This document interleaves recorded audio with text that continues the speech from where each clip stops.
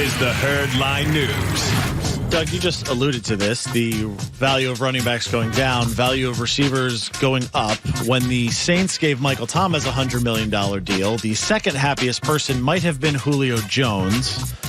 He is expecting a new contract, but he's not holding out because he has faith in the Falcons to get it done.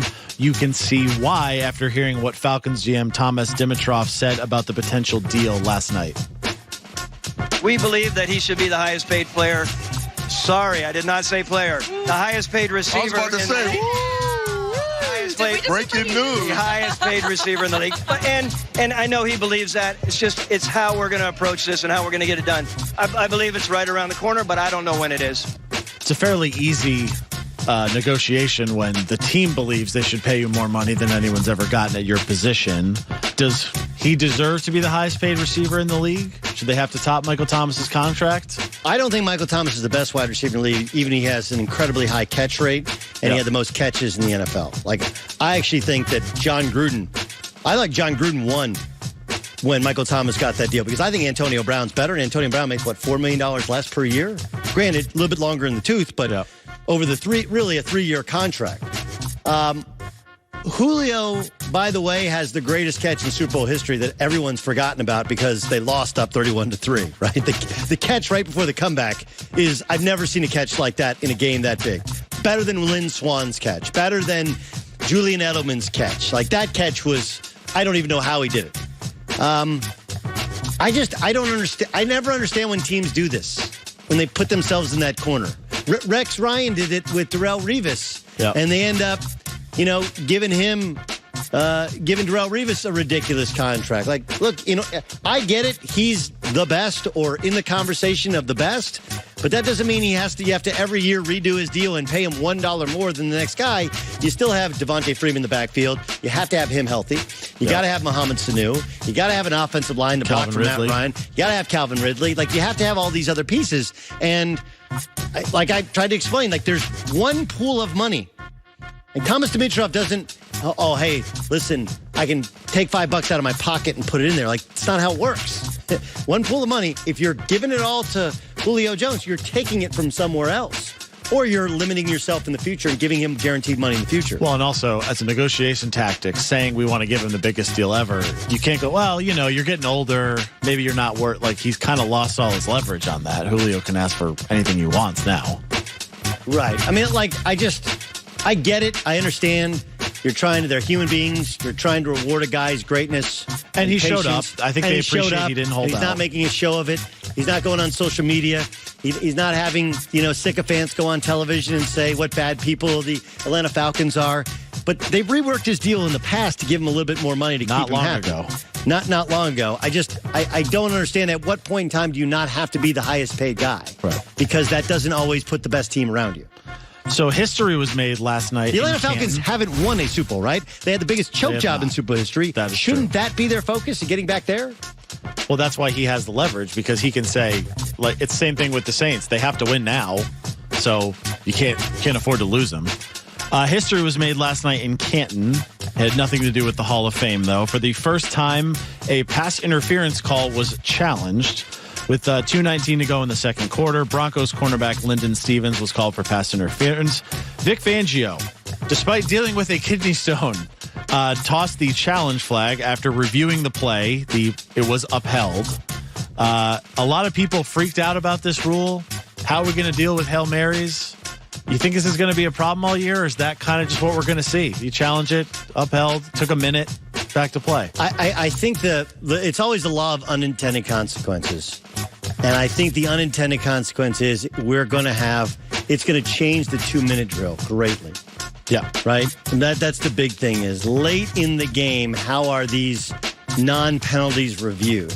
That's because you've always had to manage timeouts and understand time and situation down and distance and where do we have to get to kick a field goal or to score a touchdown. Now all of a sudden you have the ability to overturn, and I believe in the last 2 minutes the booth can overturn, right? Can overturn an uncalled pass interference call. So it's not just length of game, but how it affects end of game, how it affects end of half, I think is more interesting than whether or not you can correct a blown call. The other part to it is that a lot of times, and again, it wasn't called last night, a lot of times the offense pushes off to create space. The defense closes up that space, and there's contact. Yeah.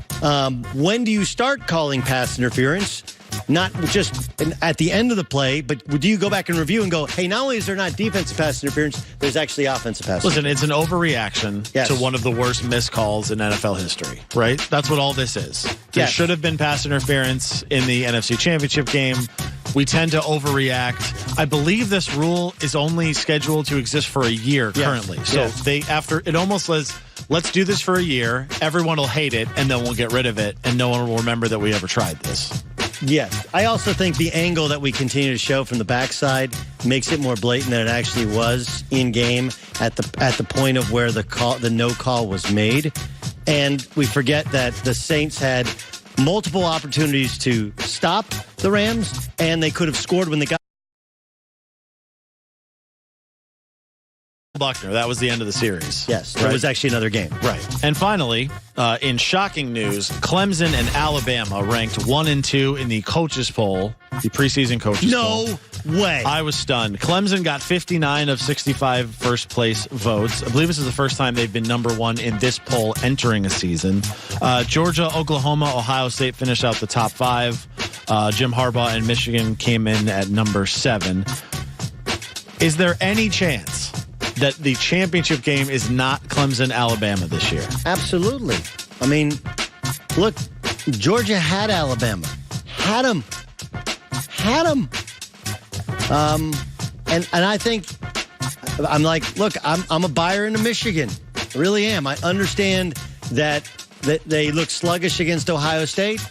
They lost the bowl game, but they didn't have 4 starters for getting ready for the NFL. They've changed the offense. They've opened that thing more up. They've recruited athletes for years. They've solidified the offensive line. I think and look, Ohio State has a dynamic quarterback who could have been the starter at Georgia. And they have a very easy schedule. I think the way I could see it not happening would be if it was like a couple years ago where they both made the playoff, but they face each other in the first game. So therefore, that's what, when we had Alabama, I don't see a scenario where they're both not in the playoff. But maybe one of them loses a game and is the 4 seed as opposed to 1-2. It's not likely. Look, Clemson's schedule, the toughest game in their schedule might be at Syracuse. Literally, that might be the toughest game on their schedule. And Syracuse beat them a couple years ago. And gave them a hell of a game last year when Trevor Lawrence got hurt. Biggest out-of-conference game is they're a 30-point favorite against Duke. Yeah, they got to go to A&M, I think, this year. Yeah, out of conference. Right. I mean, Georgia in the SEC championship game be interesting. Look, they're overwhelming favorites for a reason. Could I see a scenario? Yes. Does that mean it happens? No, but we're all just one hit away. And now with no Jalen Hurts as the backup to Tua, what happens if Tua gets hurt? What happens if Trevor Lawrence gets hurt? We just make this assumption. Clemson's had stinkers in the past. I mean, even when Deshaun Watson won a national championship, they lost at home to Pittsburgh. Nathan Peterman at quarterback. So,